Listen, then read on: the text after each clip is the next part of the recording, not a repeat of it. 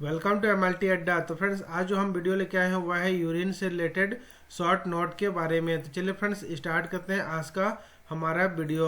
और पहला क्वेश्चन है फ्रेंड्स, मूत्र की प्रतिक्रिया रिएक्शन को क्षारीय बनाने के लिए किस औषधि का प्रयोग किया जाता है। उसको क्षारीय, मूत्र एल्कलाइन होता है, उसको जो रिएक्शन होता है उसको क्षारीय बनाने के लिए कौन सा औषधि का प्रयोग किया जाता है, तो वो होता है सोडियम साइट्रेट। सोडियम साइट्रेट का उपयोग करके फ्रेंड्स हम इसको जो होता है इसका जो प्रतिक्रिया होती है वो मूत्रीय जो प्रतिक्रिया होती है उसको क्षारीय बनाया जाता है।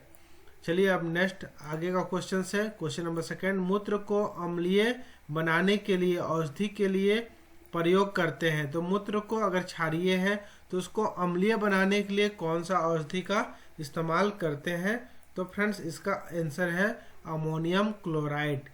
तो दोनों में अलग अलग क्वेश्चन है फ्रेंड्स। अम्लीय से क्षारीय बनाने के लिए सोडियम साइट्रेट और क्षारीय से अम्लीय बनाने के लिए अमोनियम क्लोराइड इस्तेमाल करते हैं। थर्ड क्वेश्चन, ग्लोमेरुलस प्रति मिनट कितना ml छानता है। प्रति मिनट दर क्या होता है। जो ग्लोमेरुलस होता है अर्थात जो किडनी में छनन दर होती है वह क्या होती है प्रति मिनट के हिसाब से। तो प्रति मिनट जो छनन दर होती है वह 125 ml प्रति मिनट होती है। 125 ml प्रति मिनट ग्लोमेरुलस का छनन दर होता है। नेक्स्ट क्वेश्चन नंबर 4 है, ग्लोमेरुलस के कैपिलरीज के चारों ओर जो उपस्थित झिल्ली होती है उसको क्या कहते हैं। ग्लोमेरुलस कैपिलरीज के चारों ओर जो उपस्थित झिल्ली होती है उसका नाम क्या कहलाता है, तो वह होता है बोमेन्स कैप्सूल कहलाता है। पांचवा है, किडनी के किस अंग द्वारा पुनः अवशोषण का कार्य होता है उसे कहते हैं। तो जो पुनः अवशोषण किडनी के किस भाग द्वारा होता है तो उसे ट्यूबुल्स कहते हैं। तो उसका नाम है ट्यूबुल जो पुनः अवशोषण का कार्य करता है। नेक्स्ट क्वेश्चन, 1 मिनट में कितना मूत्र का निर्माण होता है, अर्थात प्रति मिनट जो मूत्र का एवरेज निर्माण क्या होता है। तो प्रति मिनट जो मूत्र का एवरेज निर्माण होता है वह 1 ml प्रति मिनट के हिसाब से होता है। नेक्स्ट क्वेश्चन नंबर 7, किडनी प्रतिदिन कितना लीटर छानता है। तो फ्रेंड्स अभी जस्ट मैंने बताया कि प्रति मिनट किडनी का जो छनन दर होता है अर्थात जो बोमेन्स कैप्सूल कह सकते हैं या ग्लोमेरुलस कह सकते हैं, किसी का भी जो अगर छनन दर आता है या फिर साफ साफ हम कहें किडनी का छनन दर कितना होता है या एक दिन में कितना छानता है, तो फ्रेंड्स 1 मिनट में जब 125 जो ml छानता है 125 ml छानता है प्रति मिनट, तो वह लीटर पे कितना हो जाएगा। तो प्रतिदिन जो किडनी का छनन दर होता है वह अगर उसको 125 मिनट को 60 × 24 मल्टीप्लाई करते हैं, 125 × 60 × 60 डिवाइडेड 1000, तो आपको करेक्ट आंसर हो जाएगा 180 मतलब पर डे 24 घंटे में 180 लीटर किडनी के द्वारा छाना जाता है। मूत्र का जो सामान्य घनत्व स्पेसिफिक ग्रेविटी होता है वह कितना होती है, तो 1.003 एंड 1.030 इसके मध्य होता है। नेक्स्ट क्वेश्चन, मूत्र में प्रति लीटर ठोस पदार्थ कितना होता है। तो 1 लीटर जो मूत्र होता है उसमें जो ठोस पदार्थ की मात्रा होती है वह कितना होती है, तो वह जो मात्रा होती है वह लगभग ग्राम्स में आती है, 30 से 70 ग्राम्स आता है प्रति लीटर्स में। नेक्स्ट क्वेश्चन, मूत्र में प्रति लीटर ठोस पदार्थ क्या होती है, तो जिसका आंसर अभी हम लोग देखें फ्रेंड्स 30 से 70 ग्राम्स। मूत्र का नमूना कैसे समय में और अर्थात सुबह का कौन सा मूत्र लेते हैं, प्रथम, मध्य या फिर अंतिम। तो फ्रेंड्स जो मूत्र का नमूना प्राप्त करने के लिए सुबह का नमूना लेना सबसे उचित होता है, और वो भी नमूने में जो यूरिन स्ट्रीम होती है, स्ट्रीम अर्थात जो यूरिन का बहाव होता है उसमें जो प्रथम होता है उसको हटने के बाद जो मध्य का आता है उसको लेना चाहिए, ना कि आखिरी का, अर्थात न शुरू का न आखिरी का, अर्थात बीच का यूरिन का सैंपल एकत्रित करना चाहिए, वो भी सुबह का।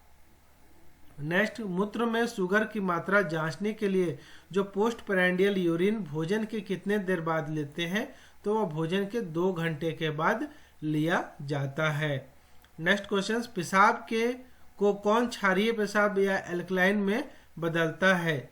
तो जो पेशाब होता है उसको क्षारीय या एल्कलाइन बदलने के लिए तो हम मेडिसिन के बारे में अभी देख चुके, लेकिन ऐसा कौन है जो क्षारीय या एल्कलाइन में बदलने के लिए करता है? तो उसे कहते हैं प्रोटियस या फिर यूरिया स्प्लैटिंग के नाम से भी जाना जाता है। प्रोटियस के कारण ये एल्कलाइन या फिर क्षारीय में बदला जाता है। नेक्स्ट क्वेश्चन नंबर 13 है, नॉक्टूरिया अधिकांश कब होता है? नॉक्टूरिया कब होता है? तो नॉक्टूरिया का जो होता है वो होता है क्रोनिक ग्लोमेरुलोनेफ्राइटिस में होता है। नेक्स्ट, पेशाब की घनत्व तो स्पेसिफिक ग्रेविटी किस पर डिपेंड रहता है? वह कौन सा होता है? तो सॉल्यूट इन यूरिन जो होते हैं उसी के ऊपर स्पेसिफिक ग्रेविटी डिपेंड करता है। मूत्र में शक्कर की उपस्थिति क्या कहलाता है? तो मूत्र में शक्कर की उपस्थिति ग्लाइकोजूरिया कहलाता है। 60 डिग्री सेंटीग्रेड में कौन सा क्रिस्टल डिजोल्व होता है? Name of the crystals which redissolve on warming at 60 degree Celsius.